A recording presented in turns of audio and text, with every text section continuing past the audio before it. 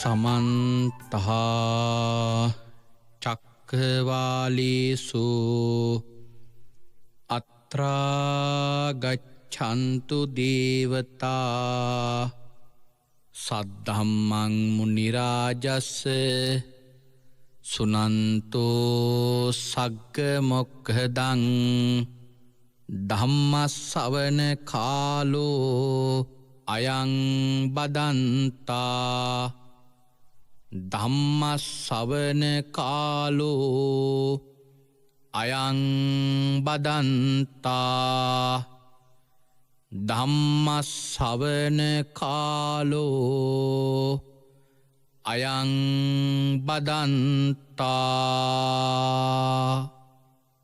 नमो तस्स भगवतो अरहतो सब्ब धम्मेषु अपटिहत ज्ञानचारस्य दस बलधरस्य चतुर्वेशारज्य विशारदस्य सब्ब सत्तुत्तमस्य धम्मीश्वरस्य धम्मराजस्य धम्मस्वामिस्य तथागतस्य सब्बञ्जुनो सम्मा सम्बुद्धस्य नमो तस्य भगवतो अरहतो सब्ब धम्मेषु अपटिहत ज्ञानचारस्य दस बलधरस्य चतुर्वेशारज्य विशारदस्य सब्ब सत्तुत्तमस्य धम्मीश्वरस्य धम्मराजस्य धम्मस्वामिस्य तथागतस्य सब्बञ्जुनो सम्मा सम्बुद्धस्य नमो तस्य भगवतो अरहतो सब्ब धम्मेषु अपटिहत ज्ञानचारस्य दस बलधरस्य चतुर्वेशारज्य विशारदस्य सब्ब सत्तुत्तमस्य धम्मीश्वरस्य धम्मराजस्य धम्मस्वामिस्य तथागतस्य सब्बञ्जुनो सम्मा सम्बुद्धस्य උතුම් වූ භාග්‍යවතුන් වහන්සේට මාගේ උතුම් නමස්කාරය වේවා. ධම්මස්වාමී ලෝකස්වාමී භාග්‍යවතුන් වහන්සේට අයිති ධර්මයක් දේශනා කරන මේ වෙලාවේ මාගේ මුවින් වැරදි වචනයක් පිට නොවේවා, මිත්‍යා දෘෂ්ටික වචනයක් පිට නොවේවා. මගේ අදහසක් ධර්මයට විරුද්ධව පිට නොවේවා. උතුම් වූ භාග්‍යවතුන් වහන්සේගේ සත්‍යම වූ බුද්ධ වචනය භාග්‍යවතුන් වහන්සේ සතුටු වෙන ආකාරයට දේශනා කරන්න මට ශක්තිය ලැබේවා. ඒ සඳහා සියලු ආර්යයන් වහන්සේලාගේ අනුග්‍රහය ලැබේවා. සියලු සත්පුරුෂයන් වහන්සේලාගේ අනුග්‍රහය ලැබේවා. සියලු ශාසන ආරක්ෂකයින් වහන්සේලාගේ අනුග්‍රහය ලැබේවා. හැම දිනාටම භාග්‍යවතුන් වහන්සේගේම ධර්මය අවබෝධ කරගෙන උතුම් චතුරාර්ය සත්‍ය ධර්මයම අවබෝධ කරගනිත්වා. සාදු සාදු සාදු. ධර්ම ශ්‍රවණාබිලාසී ශ්‍රද්ධා බුද්ධ සම්පන්න කාරුණික ගුණගරුක පින්වත්නි, අද මේ පින්වත් හැම දිනාම මේ වෙලාවේ බලාපොරොත්තු වන්නේ භාග්‍යවත් අරහත් සම්මා සම්බුදුරජාණන් වහන්සේ විසින් ඔබෙත් මගෙත් නිවන පිණිස මහා කරුණාවෙන් දේශනා කොට වදාළ සුවාසූ දහසක් ධර්මස්කන්ධයන් අතරින් ඉතාමත්ම වටින ධර්මකාරණාවක් ශ්‍රවණය කරන්නයි මේ පින්වතුන් පිරිස බලාපොරොත්තු වන්නේ. අද මේ උතුම් සද්ධර්ම දේශනාව මුළු මහත් ලෝකයා කිරිහිම මහත් අනුකම්පාවෙන් දේශනා කරවන්නට ධර්ම දේශනාවේ දායකත්වය ගෙන කටයුතු කරනු ලබන්නේ රත්නපුර කොස්පැලවින්න නොම්බර 80 නිවසේ පදිංචි WKK මානෙල් කොඩිතුවක්කු මහත්මිය ඇතුළු ඒ පවුලේ පින්වතුන් පිරිස.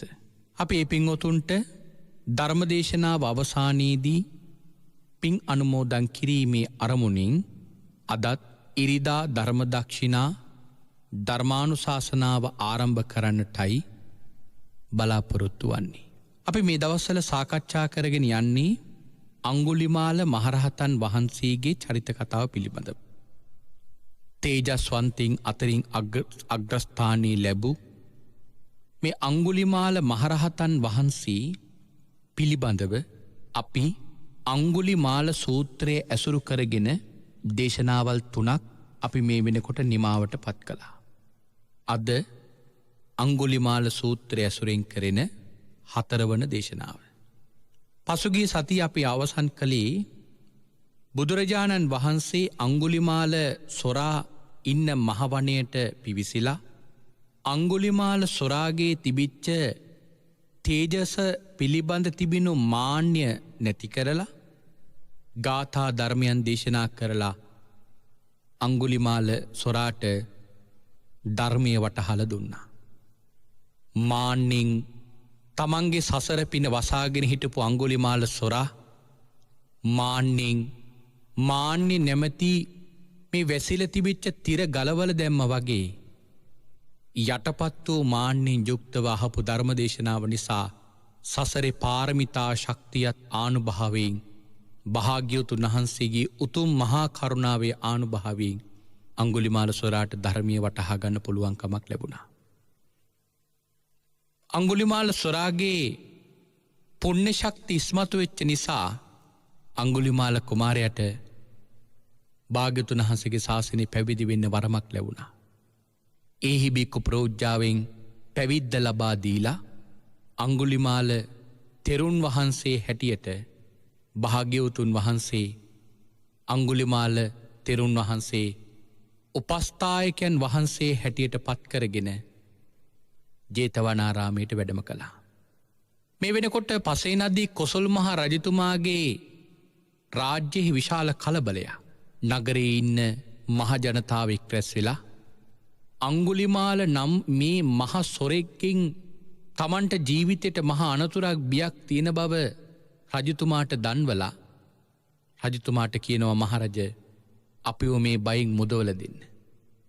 ඒ වෙලාවේ රජතුමා රටවැසියන්ගේ කීමට ඇහුම්කන් දීලා ඇත්සේනාව පාබල සේනාව රත සේනාව කියන මේ සේනාවල් තියෙද්දී අශ්ව සේනාවක් පමණක් අරගෙන 500කින් යුක්ත අශ්ව බලෑනියක් අරගෙන අංගුලිමාල නම් මේ දරුණු සොරා ඉන්න වනයට යන්න රජතුමා මාලිගාවෙන් එළියට බැස්සා. අපි පසුගිය සතියේ සිහිපත් කළා රජතුමා එක සැරේම මහවනයට ගියනේ. මුලින් රජතුමා ගියා භාග්‍යවතුන් වහන්සේ වැඩ ඉන ජේතවනාරාමයට. ඇයි භාග්‍යවතුන් වහන්සේ වැඩ ඉන ජේතවනාරාමයට රජතුමා මුලින් ගියේ? අංගුලිමාල හාමුදුරුවෝ පැවිදි කරවල ජේතවනාරාමයට වඩම්වාගෙන ආවා කියලා පණිවිඩයක්වත් ලැබිලා නෙමෙයි. රජතුමා දන්නේ අංගුලිමාල හාමුදුරුවෝ දැන් පන්සලේ වැඩ ඉන්නවා කියලා. රජතුමා බුදුරජාණන් වහන්සේගේ ළඟට යන්නේ කාරණාවල් දෙකක් නිසා. එකක් තමයි රජතුමා දන්නවා භාග්‍යවතුන් වහන්සේ තමන්ට මෙලොව හිතසුව පිණිසත් අනුග්‍රහ කරනවා, පරලොව හිතසුව පිණිසත් සංග්‍රහ කරනවා. රජතුමා දන්නවා බුදුරජාණන් වහන්සේගේ ළඟට ගිහිල්ලා ඇයි මහරජ අවේලාවේ ආවේ කියලා විමසනකොට මට කියන්න පුළුවන් ස්වාමීනි මෙවැනි මහා ඡණ්ඩ සැඩපරුස සොරෙක් මහවන්නේ මේ මහ ජනතාව නසමින් ඉන්නවා. ඔහුගෙන් මේ මහ ජනතාව මුදව ගන්නයි මම යන්නේ කියලා කියනකොට ඔහු නිසා මට අනුතුරක් වෙනවා නම් භාග්‍යවතුන් වහන්සේ කාන්තීම මට කියාවි ඔය හොරෙක් හිටියා කියලා මහරජ නුඹට කවර ප්‍රයෝජනයක්ද කියලා. එහෙම නැත්නම් ඒ කටයුත්තෙන් යම් ලාභයක් තියෙනවා නම් භාග්‍යවතුන් වහන්සේ කියාවි යම් වැඩකට කාලයක් කියලා තියෙනවා හිතනවා නම් එය කරන්න කියලා. ඒ ආකාරයට භාග්‍යවතුන් වහන්සේගේ ප්‍රකාශයනුත් මට මොකද්ද වෙන්නේ කියලා කලින්ම හොයලා බලන්නට පුළුවන්. මෙන්න මේ ප්‍රයෝජනයන් දෙක සලකලා තමයි රජතුමා භාග්‍යවතුන් වහන්සේ වැඩ ඉන්නේ ජේතවනාරාමයට යන්නේ. ගිහිල්ලා යම් තාක් යානවන් වලින් යන්නට පුළුවන් නම් ඒ තාක් යානාවල් වලින් ගිහිල්ලා යානාවල් වලින් යන්න බැරි කොටසේ රජතුමා පයින් භාග්‍යවතුන් වහන්සේ වැඩ ඉන්නේ ජේතවනාරාමයට යනවා. ගිහිල්ලා භාග්‍යවතුන් වහන්සේ වන්දනා කරලා රජතුමා එකත් පසෙක හිඳ ගන්නවා. එකත් පසෙක හිඳගත්තු මේ රජතුමා බුදුරජාණන් වහන්සේත් එක්ක කතා කරන්න පටන් ගන්නවා. භාග්‍යවතුන් වහන්සේ කවදාවත් එන කෙනෙකුට එක පාර්ටම බණ කියන පටන් ගන්නේ. ඒ ආචාර ගෝචර සම්පන්න භාවයෙන් ඉහලින්ම වැඩ ඉන්න භාග්‍යවතුන් වහන්සේ. භාග්‍යවතුන් වහන්සේ කවදාවත් තමන් වහන්සේගේ ළඟට එන ශ්‍රාවකයෙකුටවත් එක සැරේටම ධර්ම දේශනා කරන්න පටන් ගන්නේ නෑ. ඒකට ආරම්භයක් භාග්‍යවතුන් වහන්සේ කතාවෙම පටන් ගන්නවා. සමහරලාට මේ ආචාර ගෝචර සම්පන්න භාවය අප තුළත් ඇති කරගත යුතු දියුණු කරගත යුතු ලක්ෂණයක්. අපි සාමාන්‍යයෙන් කෙනෙක් එක්ක කතා කරන්න යනකොට සමහර කතා කරන අය දන්නේ නෑ තමන්ට කතා කරන ආපු කෙනාගේ මොනවද තමන් බලාපොරොත්තු වෙන මුලින් කියලා. කතා කරන්න යන කෙනත් දන්නේ නෑ මම මේ කතා කරන කෙනාට මුලින්ම මොනවද කතා කරන්න ඕන කියලා. වැඩිහිටි ගෞරවයන් ගුණධර්ම වලට දක්වන ගෞරවයන් අද කාලේ බොහෝසෙයිම හීන වෙලා ගිහිල්ලා තියෙනවා කියලයි අපට හැඟෙන්නේ. අපි උදාහරණයක් ගමු. දැන් රජතුමා බුදුරජාණන් වහන්සේගේ ළඟට ගිහිල්ලා ගියපු ගමන් කතාව ආරම්භ කළා නෑ. භාග්‍යවතුන් වහන්සේ ළඟට ගිහිල්ලා භාග්‍යවතුන් වහන්සේට මුලින් වැඳලා එකත් පසෙක හිඳගත්තා. මොකද මේ එකත් පසෙක හිඳ ගන්නවා කියන්නේ? දෝෂ 6ක් තියෙනවා නැති කරගන්න. ඊතා දුරින් ඉන්නේ නෑ. ඊතා ළඟින් ඉන්නේ නෑ. තමන් ගරු කරන කෙනාගේ ඉදිරියෙන් ඉන්නේ නෑ. තමන් ගරු කරන කෙනාට වඩා ඉහළින් ඉන්නේ නෑ. තමන් ගරු කරන කෙනාට වඩා පිටුපසින් ඉන්නේ නෑ.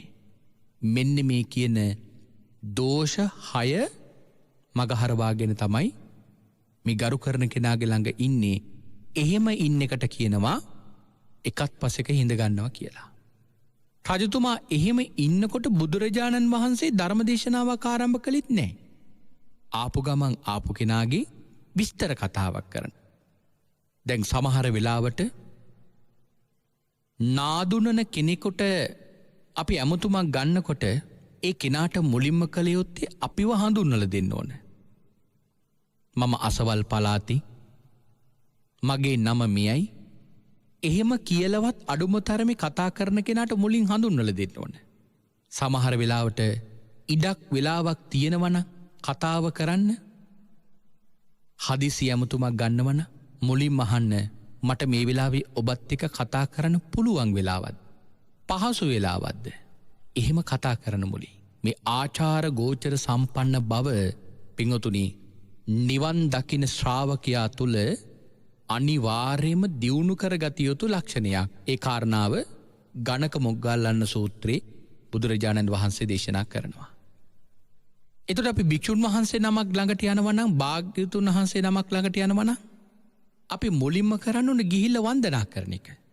බුරුමේ වගේ රටවල් වල සංඝ රත්නයට තියෙන අප්‍රමාණ ගෞරවයක් ඒ ඉන ජනතාව අතර.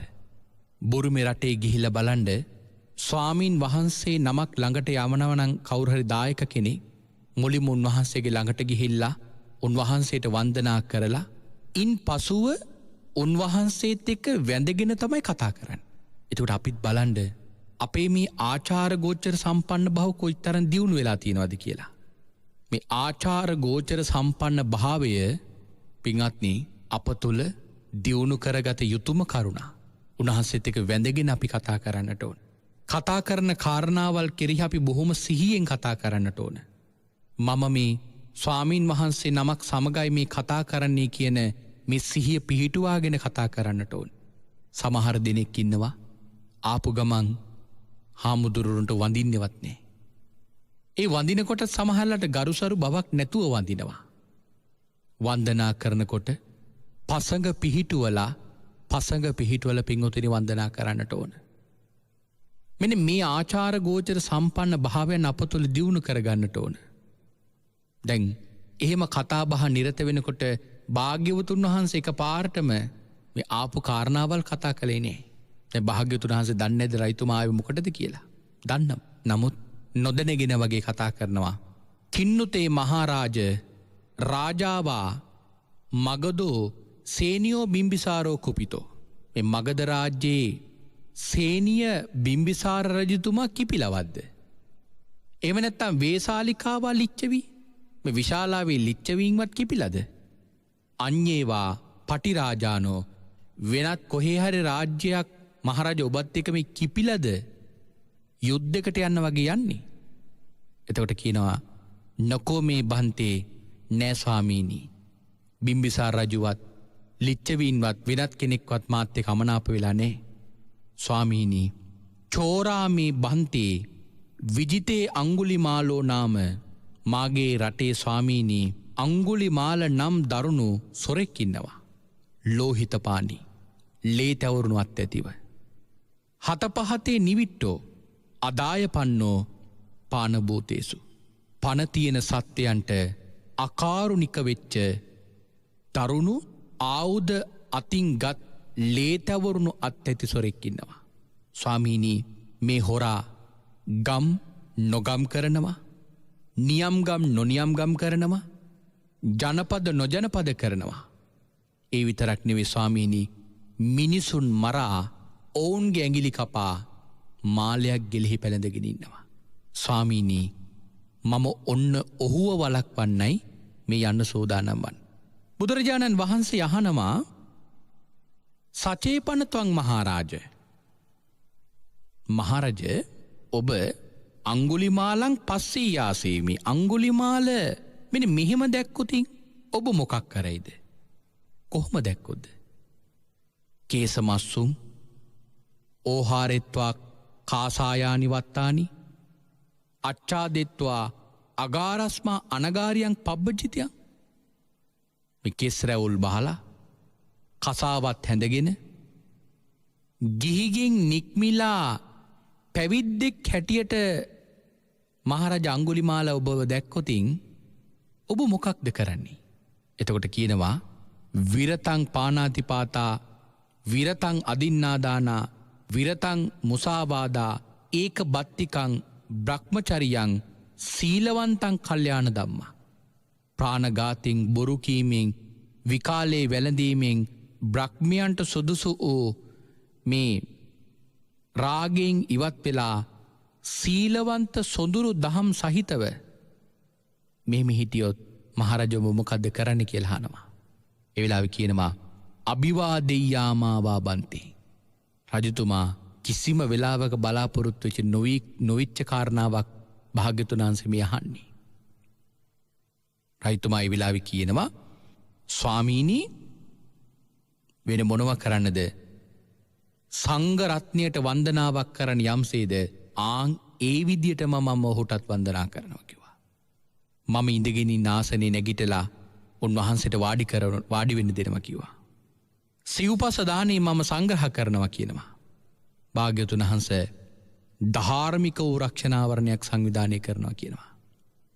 ඒ වෙලාවේදී රජතුමා අහනවා හැබැයි ස්වාමීනි ඒ වගේ පෞකාර දුස්සීල පාපධර්ම තියෙන කෙනෙක් ස්වාමීනි කොහොමද අපි හික්මවන්නේ? කොහොමද අපි හෝ සිල්වන්තෙක් කරවන්නේ? ඒක නම් කොහොම වෙන්නද කියලා රජතුමා භාග්‍යවතුන් වහන්සේගෙන් ප්‍රශ්නයක් අහනවා. නමුත් ඒ වෙනකොටත් අංගුලිමාල හාමුදුරුවෝ බුදුරජාණන් වහන්සේගේ ළඟින්ම වැඩ ඉන්නවා. භාග්‍යවතුන් වහන්සේගේ අධිෂ්ඨාන ශක්තියෙන් අංගුලිමාල හාමුදුරුවෝ නොපෙනෙන විදියට සලස්වල ඉන්නවා. රජතුමා මේ කාරණාවල් ටික කියාගෙන යනකොට රජතුමා කිසිදා බලාපොරොත්තු වෙච්ච නොවිච්ච දර්ශනයක් භාග්‍යවතුන් වහන්සේ පෙන්නනවා. භාග්‍යවතුන් වහන්සේ රජතුමාට කියනවා ආන් මහරජ අරයින් අංගුලිමාල තෙරුන් කියලා. භාග්‍යවතුන් වහන්සේගේ දක්කිනං බාහුන් පග්ග හෙත්වා දකුණු අතින් දකුණු බාහුවෙන් අංගුලිමාල තෙරුන් වහන්සේ වැඩඉන්න දිසාව පෙන්වලා අංගුලිමාල තෙරුන් වහන්සේවත් පෙන්නනවා. රජතුමාට කියනවා අතනයි අංගුලිමාල තෙරුන් වහන්සේ වැඩඉන්න කියලා. මුළු ජම්බුද්දීපයටම මහා බයක් ඇතිකරවන තමන්ගේ විජිතයේ සියලු ජනතාවට මහත් බියක් ඇතිකරවන මිනිසුන් මරා ඇගිලි මාලයක් පැළඳගෙන හිටපු මේ චණ්ඩ සැඩ පරුෂ මේ සොරාව කසාවත් දරාගෙන බුදු හාමුදුරන්ගේ ළඟ වැඩඉන්නවා කියන කාරණාව කවදාවත් කොසොල් මහරයිතුමා බලාපොරොත්තු වෙච්ච වචනයක් නෙමෙයි. නමුත් බලාපොරොත්තු වෙච්චවත් නැති දෙයක් සිදුවුණු නිසා රජතුමාගේ හිතේ ඇතිවෙච්ච බිය තව තවත් වැඩි වෙන්න පටන් ගත්තා.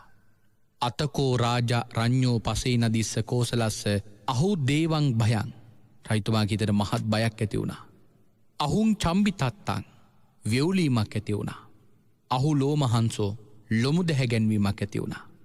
රජතුමාගේ මේ බිය තැති ගැනීම ඇතිවෙච්ච වෙලාවේ භාග්‍යවතුන් වහන්සේ දැනගෙන රජතුමාට කියනවා මා බහයි මහරජ නත්තිතේත් ඉතෝ බයං.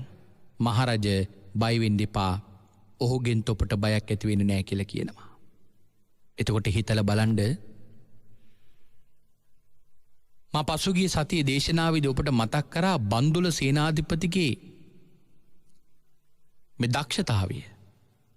ඒ කතාව මම දේශනා කරලා ඔබට පෙන්නුවේ මේ ජම්බුද්වීපයේම දක්ෂ සටන්කාමින් 3 දෙනෙක් හිටියේ. බන්දුල සේනාධිපතිගේ කාය බලය එපමණ නම් කොසොල් මහරජතුමාගේ කාය බලය කොච්චර ප්‍රබලද? එතරම් කාය බලයක් තියෙන කොසොල් මහරජතුමා තනියෙන් නෙවෙයි අංගුලිමාල ළඟට යන්නේ. අංගුලිමාල සොරාගේ ළඟට යන්නේ 500ක් අශ්ව සේනාවක් සමග මහ පිරිවරක් සමග යන්නේ. නමුත් අංගුලිමාල කුමාරයා පිළිබඳ කොයි තරම් බයක් රටපුරා ඇතිවෙලා තිබුණද කියලා කියනවනම් එතරම් තේජවන්තභාවයක් එතරම් ශූර බවක් තිබිච්ච රජතුමා පවා මහසේනාවක් අරගෙන ආවත් අංගුලිමාල හාමුදුරගේ දර්ශනය දකිනකොට කසාවත් දරාගෙන ඉන්න දර්ශනය දකිනකොට රජතුමාගේ හිතේ බයක් ඇති වෙනවා. නමුත් බුදුරජාණන් වහන්සේගේ එක වචනයෙන් රජතුමාගේ තිබිච්ච බය ලොමු දැහැ ගැනීම වෙවුලීම සංසිඳුණා. අට කතාවේ දක්වනවා රජතුමාට පමණක් නෙවෙයි මේ ආපු සේනාවටත් ওই බය ඇති වුණා. හැබැයි ආපු සේනාවට ආපු බය නම් ඔවුන්ව නතර කරන්න තරම්වත් ශක්තියක් ඔවුන්ට තිබිලා නැහැ. තම තමන්ගේ ආයුධ තැන්වලම දාලා සවැත් නුවරටම දිව ගිහිල්ලා වාහල් කඩවල් වහලා අට්ටාල උඩ නැගගෙන ඈත ඉඳන් බලන් ඉන්නවලු රජතුමාට මොකද උනේ කියලා. මොකද සේනාව හිතනවා රජතුමා සේනාව අරගෙන එන බව කලින්ම දැනගෙන අංගුලිමාල ඇවිල්ලා කලින්ම ලෑස්ති වෙලා හිටියා කියලා. මොකද සතුරා ඉන්න තැනට යනවා කියන එක අතිශයින්ම භයානක කරුණක්. මොකද ඔහු ලෑස්ති වෙලා ඉන්න පුළුවන්. සමහර වෙලාවට සතුරා තනියෙන් හිටගෙන ඉන්නව වෙන්න පුළුවන්. නමුත් ඒ වෙනකොට උපක්‍රම 100,000 ගණනක් අටවල වෙන්නත් පුළුවන්. ඒ නිසා සතුරා ඉන්න තැනට යනවා කියන එක අති භයානක කරුණක්. ඒ කාරණාව නිසා අර සේනාව රජතුමා දාලා සවැත් නුවරට ගිහිල්ලා වාහල් කඩවල් වහලා උඩ ඉඳගෙන බලාගෙන ඉන්නවා රජතුමාට මොකද වුනේ කියලා. රජ්ජුරුවෝ මහ වීරියෙක් නිසා එතන හිටියට රජතුමාත් බයින්ම තමයි ඉන්නේ. එතකොට හිතන්න අංගුලිමාල හාමුදුරුවන්ගේ තේජවන්ත බව කොච්චර ප්‍රබලද? මහා තේජසානුභාවයක් තිබුණේ. අපි සුතුසෝම ජාතකයේදී පැහැදිලි කරා ඊතරම් තේජවන්ත බවක් උන්වහන්සේට ලබන්න උන්වහන්සේ සංසාරේ මොන වගේ කුසල කර්මද කරේ කියලා. ඉන්පසු භාග්‍යවතුන් වහන්සේගේ වචනේ පිළි අරගෙන කොසල් මහ රජතුමා අංගුලිමාල හාමුදුරුවලා ඉන්න තැනට යනවා. හැබැයි ගියාට අංගුලිමාල හාමුදුරන්ට වඳින්නේ නැහැ. එතනට ගිහිල්ලා එතන හිඳගෙන රජතුමා අංගුලිමහාලා හාමුදුරුවන්ගෙන් පළවෙනි ප්‍රශ්නය අහනවා. අයියෝනෝ බන්තේ අංගුලිමාලෝ, මේ ආර්යෝ අංගුලිමාලයන් වහන්සේද?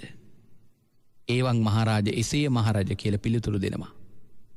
අහනව කතන් ගොත්තෝ අයියස්ස පිතා කතන් ගොත්තා මාතාති. ආර්යයන් වහන්ස, නුඹ වහන්සගේ පියාගේ නම මොකක්ද? ඔබ වහන්සේගේ අම්මගේ නම් මොකක්ද කියලා අහනවා. ඇයි එහෙම ප්‍රශ්නයක් අහන්නේ? මොකද ශ්‍රමණයෙකුට හොරෙකුගේ නමින් කතා කරන්න සුදුසුනේ. ඒ නිසා මේ රජතුමා අම්මගේ හරි තාත්තගේ නම අහන්නේ ඒ රජතුමාට අංගුලිමාල හාමුදුරන්ට කතා කරන නමක් හදාගන්න. ඇයි ඒ කාලේ ජම්බුද්වීපයේම කතා කරේ ඔහුට අංගුලිමාල කියලා. දැන් ඒ නමින් කතා කරනවා කියන එක සුදුසුනේ. ඒ නිසා අහනවා අම්මගේ හරි තාත්තගේ හරි නම මොකද්ද කියලා. එතකොට කියනවා ගග්ගෝකෝ මහරජ පිතා, මහරජ මගේ තාත්තගේ නම ගග්ග, මන්තානි මාතා, අම්මගේ නම මන්තානි. ඒ වෙලාවේ කොසල් මහරජතුමා අංගුලිමාල හාමුදුරුවන්ව ආමන්ත්‍රණය කරන්නේ අයියෝ ගග්ගෝ මන්තානි පුත්තෝ, ආර්යෝ මන්තානි පුත්ත ගග්ගයන් වහන්ස, මන්තානි පුත්ත ගග්ගයන් වහන්ස, අබිරමතු බන්තේ කැමැත්තෙන් ස්වාමීනී වාසය කරත්වා. ඔබ වහන්සේට යම්කිසි උපකාරයක් ඇත්තන්ගේ සියලු උපකාර අපි කරන්න. සිව්පසදානෙන් ඔබ වහන්සේට මම සංග්‍රහ කරන්නම්. ඔබ වහන්සේට කුමක් අවශ්‍යද කියලා රජතුමා අංගුලිමාල හාමුදුරන්ගෙන් අහනවා. ඒ වෙලාවේ අංගුලිමාල හාමුදුරුවෝ ඒ වෙනකොට දූතාංග 13ම සමාදන් වෙලා ඉවරයි. දූතාංග කියලා කියන්නේ සිල් මට්ටම් වලට වඩා තියෙන විශේෂ සීල මට්ටම. යමෙක් සිල් සමාදන් වෙනවා කියන කාරණාවට වඩා දියුණු මට්ටමින් පිරිය යුතු කාරණාවක් තමයි මේ දූතාංග දරනවා කියලා කියන්නේ. ඒ දූතාංග අතරින් අග්‍රස්ථානීය ලැබුවේ කාශ්‍යප මහරහතන් වහන්සේ. නමුත් බොහෝ ශ්‍රාවකයෝ මේ කෙලෙස් දූතාංග 13ම සමාදන් වෙලා තියෙනවා.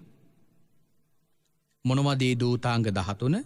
පාංශකූලිකාංගය, පිණ්ඩපාතිකාංගය, තෙචීවරකාංගය, සපදානවාරිකාංගය, ඒකාසනිකාංගය, පත්තපිණ්ඩිකාංගය, කළුපච්චා බත්තිකාංගය, ආරඤ්ඤිකාංගය, රුක්කමූලිකාංගය, අබ්බෝකාසිකාංගය, සේනාසනිකාංගය, යතා සන්තාන්තිකාංගය, නේසජ්ජිකාංගය. මෙන්න මේක තමයි දූතාංග 13 හැටියට ධර්මයේ සඳහන් කරලා තියෙන්නේ. මේ දූතාංගයක් දරනවා කියලා කියන්නේ නිවනට අතිශයින්ම සමීපයි කියන එකයි. නිවන් දකින ශ්‍රාවකයන්ට අතිශයින්ම සමීප වූ කාරණාවක් තමයි මේ දූතාංග සමාදානය කියලා කියන්නේ. ඕනම කෙනෙකුට පින්වතුනි මේ දූතාංග දරන්න පුළුවන්. හැබැයි ගිහි පින්වතුන්ට නම් මේ දූතාංග 13න් දූතාංග 3යි දරන්නට පුළුවන්. ඒකාසනිකාංගයයි, පත්තපිණ්ඩිකාංගයයි, නේසාජිකාංගයයි කියන මේ දූතාංග 3 තමයි විශේෂයෙන්ම දරන්නට පුළුවන්. හැබැයි සංසාරේ පැවිදි වෙලා හරි දූතාංග හොඳට 13ම සමාදන් වෙලා ඉන්න අය තමයි බුද්ධෝත්පාද කාලයක ගිහි භාවයෙන් රහත් බව ලබන්නේ. අපේ ශාසනයේ බොහෝ දෙනෙක් හිටියා ගිහිව රහත් වුණු අය. ඒ ගිහිව රහත් වුණු අය අතර බොහෝ දෙනෙක් පින්වතුනි ගිහි භාවයෙන් රහත් බව ලබන්නට තරම් පුණ්‍යවන්ත වෙලා ඉන්නේ සංසාරේ මේ දූතාංග 13 සමාදන් වෙච්ච නිසා. ඒක විශේෂ කරුණක්. අපිට දූතාංග 13ම මේ මොහොතේ සාකච්ඡා කරන්න තරම් කාල වේලාවක් නැහැ. නමුත් මේ දූතාංග 13 කියලා කියන්නේ අති විශේෂ කාරණාවක්. දැන් මේ අංගුලිමාල හාමුදුරුවෝ මේ වෙනකොට දූතාංග 13ම සමාදන් වෙලා. පාංශුකූල සීවර පමණයි පළඳින්නේ. තුන් සිවුරෙන් විතරයි යැපෙන්නේ. පිණ්ඩපාතයෙන් විතරයි දානය වළඳන්නේ. සපදානචාරිකංගය කියලා කියනවා යම්කිසි ගමක මුලින් පටන්ගත්තොත් එක ගෙදරක්වත් මගහරින් නැතුව හැම ගෙදරකටම පිණ්ඩපාතය ගිහිලා තමයි නතර වෙන්නේ. ඒ කාසනිකංගේ කියන නම් වූ දවසකට එක වේලක් තමයි දානෙ වළඳන්නේ. පත්ත පිණ්ඩිකාංගේ නම් වූ පාත්‍රයට වැටෙන ප්‍රමාණයක් විතරයි වළඳන්නේ. කළුබච්චා බත්තිකංගේ ආරඤ්ඤිකංගේ කියන මෙන්න මේ දූතාංග 13ම අඟුලිමාල හාමුදුරුවෝ දරලා ඉන්නේ. පිංගතුනි, මේ අඟුලිමාල හාමුදුරුවෝ ඒ නිසා රයිතුමාට කියනවා මක් නෑ මහරජ අලං මහරජා පරිපුන්නං මේ චීවර. කමක් නෑ මහරජ මට සිවුරු පරිපූර්ණයි. ඊළඟට භාග්‍යවතුන් වහන්සේගේ ළඟට නැවත රයිතුමා ගිහිල්ලා භාග්‍යවතුන් වහන්සේට වැඳලා එකත් පසෙක වාඩි වෙනවා. ඉඳගෙන රයිතුමා ප්‍රකාශ කරනවා ආශ්චර්යයි ස්වාමීනි, අද්භූතයි ස්වාමීනි. යාවංචිදං බන්තේ භගවා අදන්තානං දමේතා අසන්තානං සමේතා අපරිනිබ්බුතානං පරිනිබ්බාපේතා. ආශ්චර්යයි ස්වාමීනි, අද්භූතයි ස්වාමීනි, භාග්‍යවතුන් වහන්ස ඉන්ද්‍රියන් දමනයේ නැති පුද්ගලයන් ශාන්ත නෝ පුද්ගලයන් ශාන්ත භාවයට පත් කරනවා, නිවුණු නැති පුද්ගලයන් නිවුණු පුද්ගලයන් බවට පත් කරනවා. භාග්‍යවතුන් වහන්ස අපට ඒ හැකියාව නැහැ. ඔබ වහන්සේ අපට නැති හැකියාවකින් මේ සියල්ලෝම දමනය කරනවා. කඩුවක්වත් අතින් නොදරමින්, ආයුධයක්වත් අතින් නොදරමින්, දණ්ඩක්වත් අතින් නොදරමින් භාග්‍යවතුන් වහන්ස ඔබ වහන්සේ මේ පුද්ගලයන්ව දමනය කරනවා. මෙහෙම භාග්‍යවතුන් වහන්සේ පිළිබඳ පැහැදීමෙන් රයිතුමා කතා කරලා භාග්‍යවතුන් වහන්සේට කියනවා මයං බන්තේ ගච්ඡාම බහුකිච්ඡා මයං බහුකරණීයා. ස්වාමීනි, මට වැඩ ගොඩාක් තියෙනවා, මම යන්නම්. බොහෝ කළ යුතු කටයුතු තියෙනවා. යස්සදානි මහරජා කාලං මඤ්ඤසී. හොඳයි මහරජ, යම් කාර්යයකට කාලය ලැබිලා තියෙනවා නම් ඒ මේ කාලයයි මහරජ. ආන් ඒ වෙලාවේ බුදුරජාණන් වහන්සේට වැඳලා තමයි භාග්‍යවතුන් වහන්සේගේ ළඟින් නැගිටලා තියෙන්නේ. එතකොට බලන්න, උන්වහන්සේට යනකොටත් වන්දනා කරලා ගිහිලා තියෙන්නේ. ආපු ගමන් වැඳ කියන එක විතරක් නෙවෙයි, යන වෙලාවෙත් වන්දනා කරගෙන තමයි ගිහිලා තියෙන්නේ. එතකොට වඳිනකොට නිකම්ම වැඳලා නෑ, බුදුරජාණන් වහන්සේට ප්‍රදක්ෂිනා කරලා තමයි වැඳලා තියෙන්නේ. අතකෝ රාජා පසේ නදී කෝසලෝ උට්ටායාසනා භගවන්තං අභිවාදෙත්වා පදක්කිනං කତ୍වා පක්කාමි. මේ ප්‍රදක්ෂිනා කරලා තමයි වැඳලා තියෙන්නේ. ප්‍රදක්ෂිනා කරනවා කියලා කියන්නේ බුදුරජාණන් වහන්සේගේ වටේට 4 ස්ථානෙන් දකුණු අත භාග්‍යවතුන් වහන්සේගේ පැත්තට හැරෙනසේ 3 වරක් ගමන් කරලා තමයි භාග්‍යවතුන් වහන්සේට වන්දනා කරලා එතනින් පිවිසලා තියෙන්නේ. මේක තමයි පිංගුතුනි විශේෂම කාරණාව. අපි බුදුරජාණන් වහන්සේගේ ළඟට ගිහිල්ලා මුලින්ම කරන්න ඕන භාග්‍යවතුන් වහන්සේ වන්දනා කරලා ඒ භාග්‍යවතුන් වහන්සේට ගෞරව කරලයි අපි යමක් පූජා කරනවා නම් පූජා කරන්නට ඕන. දැන් ඒ කාර්යයන් සියල්ලක්ම ඉවර වෙලා ඉන් අනතුරුව එතනින් පිටත් වෙනකොටත් භාග්‍යවතුන් වහන්සේට වැඳලයි පිටත් වෙලා තියෙන්නේ. එහෙමනම් මේ ආචාර ගෝචර සම්පන්න භාවයන් පිටුතේ අප තුළ දියුණු කරගන්නට ඕන. අපට අදටත් මේ බුදුරජාණන් වහන්සේට ජීවමාන සංඥාවෙන් ওই සියලු උපස්ථාන කරන්නට පුළුවන්. ජීවමාන සංඥාව කියලා කියන්නේ භාග්‍යවතුන් වහන්සේ මේ වෙලාවේ වැඩ ඉන්නවා කියන සංඥාවයි. බුදුරජාණන් වහන්සේ වැඩ ඉන්නවා කියන සංඥාවෙන් භාග්‍යවතුන් වහන්සේට පිංගුතුනි අපි උපස්ථාන කරන්නට ඕන.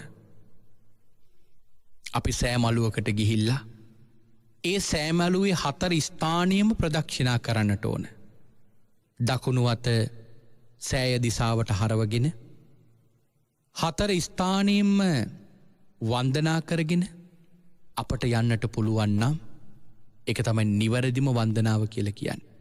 චෛත්‍යයක් ළඟට ගියා, අපි විහාරයක් ළඟට ගියා, අපි බෝධියක් ළඟට ගියත් මේ වන්දනාවල් සියල්ලක් මඩුවක් පාඩුවක් නැතුව කරන්නට ඕන.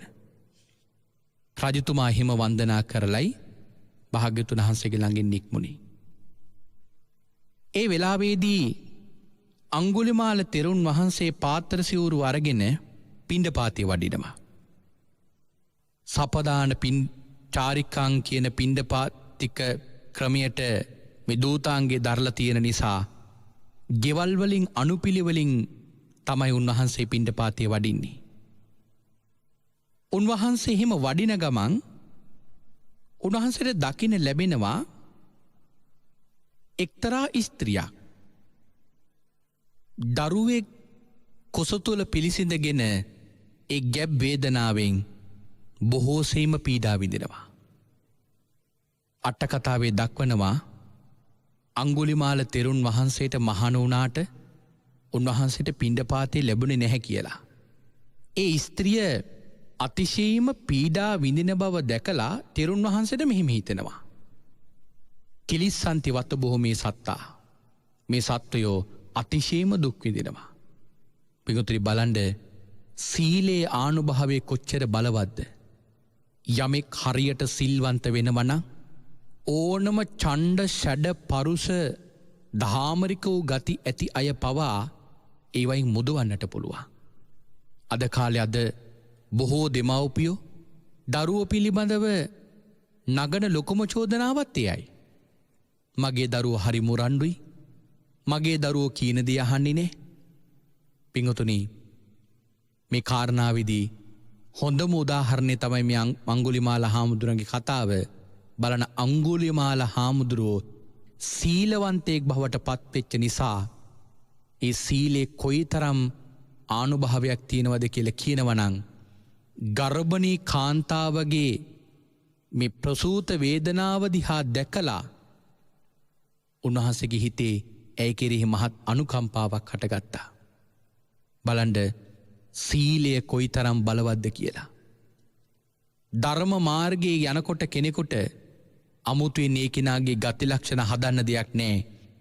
ඒ ප්‍රතිපත්ති පුරාගෙන යනකොට ඉබේටම තමන්ගේ ළඟ තියෙන දුර්වලතාවයන් තමන්ට සකස් කරගන්නට පුළුවන්. යමෙක් ධර්ම මාර්ගයේ හරියට ගමන් කරනවා නම් පිංගුතුනි ඉන්න තත්ත්වෙන් ඒ කෙනාව අනිවාර්යයෙන්ම ඔසවලා තබන්නට පුළුවන්. ඒකනේ සමහර අය හොඳට බනහල ජීවිත වෙනස් කරගත්තම සමහර දිනෙකට ඒක S2 දකින්න ලැබෙන්නේ. ඉස්සර මේ කෙනා මෙහෙම නෙවෙයි, හරිම සැරයි, හරිම දාමරිකයි, බොහෝ අකුසල කර්ම තමයි කරන්නේ. නමුත් අද මෙහෙම ඉන්නවා දකින්න ලැබීම ප්‍රීතියට කරුණක් කියලා සමහර දෙනෙක් සමහර පුද්ගලයෝ පිළිබඳව වර්ණනා කරනවා. ඒ ධර්මයේ තිබෙන අනුභවය නිසා. දැන් අංගුලිමාල හාමුදුරුවෝ ආන් ඒ විදියටම හික්මුණු පුද්ගලෙක් බවට පත් වෙලා බුදුරජාණන් වහන්සේගේ ළඟට ගිහිල්ලා භාග්‍යවතුන් වහන්සේට වැඳලා මේ කාරණාව ප්‍රකාශ කරනවා. ඒ වෙලාවේ භාග්‍යවතුන් වහන්සේ අංගුලිමාල හාමුදුරන්ට කියනවා අංගුලිමාල යන්න ඒ ස්ත්‍රියගේ ළඟට ගිහිල්ලා ඔබ සත්‍යක්‍රියාවක් කරන්න. කොහොමද? යතෝ හම් බගිනි ජාතෝ නාබිජානාමි සංචිච්චපානං ජීවිතා වෝරෝපේතා තේන සච්චේන සොත්තිතේ හෝතු සොත්ති ගබ්බසා. මම උපන්දා ඉඳලම කුරා කූඹිකුගේවත් ජීවිතය තොර කරේ නෑ. එය සත්‍යයි. ඒ සත්‍යානුභවයෙන් ඔබව සුවපත් වේවා කියලා ප්‍රාර්ථනා කරන්න කිව්වා. ඒ වෙලාවේදී තෙරුන් වහන්සේ කියන ස්වාමීනි මම එහෙම කළොත් දැනම කරපු බොරුවක් බවට පත් වෙනවා. ස්වාමීනි මම බොහෝ දෙනෙකුගේ ජීවිත නැති කරා. ඊළඟට භාග්‍යවතුන් වහන්සේ කියනවා එහෙනම් මේ විදිහට ගිහිල්ලා කියන්න. යතෝහම් බගිනි අරියාය ජාතියා ජාතෝ. දැන් මුලින් කිව්වේ යතෝහම් බගිනි ජාතෝ. නමුත් දැන් කියනවා යතෝහං බගිනි අරියාය ජාතියා ජාතෝ නාබිජානාමි සංචිච්චපානං ජීවිතාවෝරෝපේතා තේන සච්චේන සොත්තිතේ හොතු සොත්ති ගබ්බසා. ස්වාමීනි නැගණියනි මම ආර්ය ජාතියට පත්වෙච්ච දවසේ ඉඳලා මම කුරා කූඹිකුගේවත් ජීවිතය තොර කරේ නෑ. ඒ තේන සච්චේන ඒ සත්‍යානුභාවයෙන් සොත්තිතේ හෝතු සොත්ති ගබ්බසා ඔබටත් ඔබගේ ගැබටත් සෙතක් වේවා කියල ප්‍රාර්ථනා කරන්න කිව්වා. පින්වත්නි, කෝටි ලක්ෂයක් සක්වලක් ඇතුළේ කල්පයක් පුරාවටම බලපවත්වන බලය තියෙන අධිෂ්ඨාන අතරින් විශේෂම අධිෂ්ඨානයක් තමයි මේ අංගුලිමාල තෙරුන් වහන්සේගේ මේ සත්‍යක්‍රියාව. අංගුලිමාල තෙරුන් වහන්සේ මේ කරපු සත්‍යක්‍රියාවේ ආනුභාවයේ පින්වතුනි අදටත් ඔබ විඳිනවා. මේ ජීවිතේ ඇස් පනාපිට මානිසංස ලබන්නට තරම් බලවත් ගාථාරත්නය. අට්ටකතාවේ කියල තියෙන එකයි යම් කිසි භික්ෂුවක් මේ සත්‍යක්‍රියාව කරද්දී හිඳගෙන හිටපු ආසනයේ වතුර ටික හෝදගෙන බිව්වත් ඒකෙනුත් මහා ආනුභාවයක් තියෙනවා කියලා. පරිත්තයන් බනන්තස්ස නිසින් නට්ටහාන දෝවනං උදකම්පි විනාසේසි සබ්බමේව පරිසයන් සොත්තිනා ගබ්බ වුට්ටානං යංච සාදීත තංකනේ තේරස් සංගුලි මාලස්ස ලෝකනාතේන භාසිතං කප්පට්ටායි මහාතේජං පරිත්තන්තං බනාමහි. කල්පයක් පුරාවටම බලපවත්වන මහා ආනුභාවයක් තියෙන සත්‍යක්‍රියාව. ඊළඟට අංගුලිමාල හාමුදුරුවෝ ඒ විදියටම ගිහිල සත්‍යක්‍රියාව කරනවා. අංගුලිමාල හාමුදුරන්ගේ සත්‍යක්‍රියාව ආනුභාවයෙන් ඇයගේ ගැබ සුවපත් වුණා. නමුත් මේ ජීවිතේ කරපු ඒ අකුසල කර්ම උන්වහන්සට මේ භවයේ විපාක දෙන පටන් ගන්නවා. අංගුලිමාල හාමුදුරුවෝ බුදුරජාණන් වහන්සේගේ ශාසනය කෙරෙහි මහා පැහැදීමකින් ඇවිල පැවිදි වෙච්ච උත්තමයන් වහන්සේ නම. උන්වහන්සේ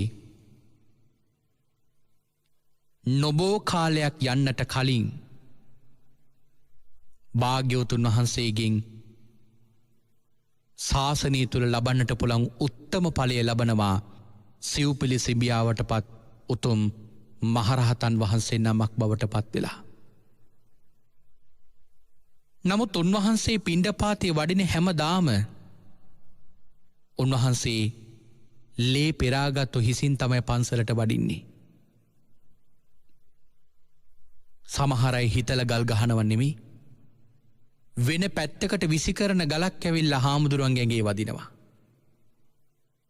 වෙනත් පැත්තකට විසිකරන දණ්ඩක් ඇවිල්ලා තෙරුන් වහන්සේගේ ඇඟේ වදිනවා.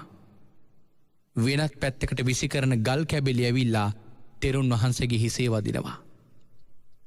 තෙරුන් වහන්සේ බිඳුණු හිසින් යුක්තව ලේගලන හිසින් යුක්තව බිඳුණු පාත්‍ර සහිතව බිඳුණු දෙපට සිවුර සහිතව තමයි භාග්‍යතුන් වහන්සේ ළඟට එන්නේ. භාග්‍යතුන් වහන්සේ දුරතියාම තෙරුන් වහන්සේව දැකලා තෙරුන් වහන්සේට මෙහෙම ප්‍රකාශ කරනවා අදිවාසේහි තං බ්‍රාහ්මණ අදිවාසේහි තං බ්‍රාහ්මණ ඉවසන්න තොප ඉවසන්න. යම් කර්මයකින් විපාකයක් තොපට බොහෝ වර්ෂ ගණන් වර්ෂ සිය ගණන් වර්ෂ සිය දහස් ගණන් නිරේ පැහෙනවනම් ඒ කර්මයාගේ විපාකයයි මේ ජීවිතේ විඳින්න ලැබෙන්නේ. ඒ වෙලාවේදී තෙරුන් වහන්සේ තනිවම හැසිරෙමින් නිවන් සුවත් විඳිමින් මෙන්න මෙහෙම ප්‍රීතිවාක්‍යයක් කියනවා. යෝ පුබ්බේ පමජ්ජිත්වා පච්චාසෝ නප්පමජ්ජති සෝ ඉමං ලෝකං පබහසේති අබ්බහමුත්තෝව චන්දිමා. වලාකුලකින් වැසිච්ච චන්ද්‍රයා ඒ වලාකුල නික්මුණාම ආලෝකයේ පැතිරලා යනෝ වගේ ප්‍රමාදයට පත්වෙලා අකුසල කර්ම කර හිටපු කෙනා ඒ ප්‍රමාද බවින් අප්‍රමාදීව වීර්ය වඩනකොට ඒ කෙනත් හරියට අර වලාකුලින් මිදුණු සඳක් වගේ මුළු මහත් ලෝකයාට මාලෝකයේ පතුරවනවා ආශිර්වාදය සපයනවා. යස්ස පාපං කතං කම්මං කුසලේන පිටියති. මේ කරන ලද කර්මය කුසලයෙන් වැසෙනවා නම් සෝමං ලෝකං පබහසේති අබ්බහමුත්තෝව චන්දිමා. මේ ලෝක ආලෝකමත් කරන වලාකුලින් මිදුණු සඳක් වගේ. යෝ හවේ දහරෝ බික්කෝ යුංජති බුද්ධ ශාසනයේ යම් තරුණ භික්ෂුවක් ඒකාන්තෙම මේ බුද්ධ ශාසනයේ නිරත වෙනවනම් සෝමං ලෝකං පබහසේති අබ්බහමුත්තෝව චන්දිමා ඔහු මේ ලෝකය ආලෝකමත් කරයි වලාකුලින් මිදුණු සද වගේ. ඒ වෙලාවේදී තෙරුන් වහන්සේ ප්‍රකාශ කරනවා මගේ සතුට මේ ධර්ම කතාව අසත්වා. මගේ සතුරන් මේ ධර්ම කතාව අසත්වා. මගේ සතුරු මේ බුද්ධ ශාසනය යෙදෙත්වා. මාගේ සතුරු සත්පුරුෂයෝ ආශ්‍රය කරත්වා. මාගේ සතුරු ඉවසත්වා. ධර්මය සුදුසු කාලයට අසත්වා. ඒ අනුව තමන්ගේ ජීවිතය හැඩගස්වා ගනිත්වා. ඒ අනුව ගමන් කරත්වා කියලා තෙරුන් වහන්සේ දීර්ඝ ගාථා පෙළකින් ප්‍රීතිවාක්‍ය දේශනා කරනවා.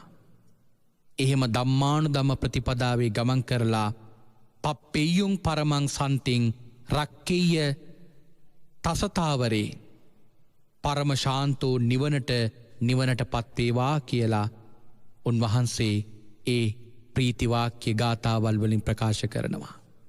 බලන්න පිංගුතුනි බුදුරජාණන් වහන්සේගේ ශාසනය මොනතරම් ආනුභාවයක් තියෙන ශාසනයක්ද. ඡණ්ඩ සැඩ පුරුෂයන් පවා බුදුරජාණන් වහන්සේගේ මේ ධර්ම මාර්ගයේ ගමන් කරලා ඔවුන්ගේ ජීවිතයන් හැඩගස්වා ගන්නවා. ඔවුන් ඒ අනුවම ගමන් කරනවා. මේ සම්බුද්ධ ශාසනයේ එයට විශේෂිතම විශේෂම චරිතය තමයි ඔබත් මමත් හැමදාම දොහොත් මුදුන්දී වන්දනා කරන තේජස්වන්තින් අතරින් අගතැන්පත් අංගුලිමාල මහරහතන් වහන්සේ.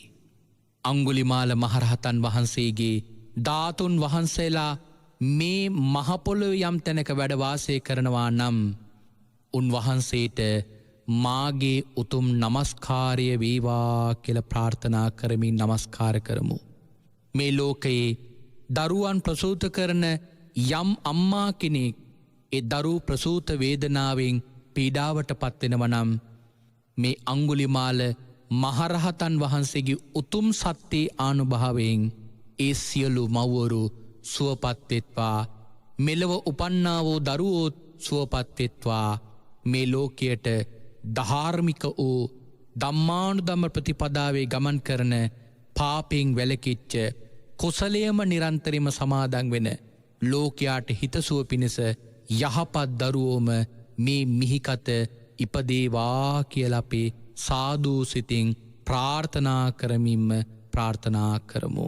එහෙමනම් අදින් අපි අංගුලිමාල මහරහතන් වහන්සේගේ චරිත කතාව මෙතෙකින් නිමාවට පත් කරනවා. අංගුලිමාල මහරහතන් වහන්සේගේ චරිතය අපි ජාතක කතාවක් ඇසුරින් සහ සූත්‍ර දේශනාව ඇසුරින් දේශනා කරා. නමුත් තවත් බොහෝ කරුණු අපේ ධර්මයේ තුල අන්තර්ගත වෙලා තිබෙනවා. නමුත් ඒ කාරණාවල් සියල්ලක්ම අපි එකට එකතු කරලා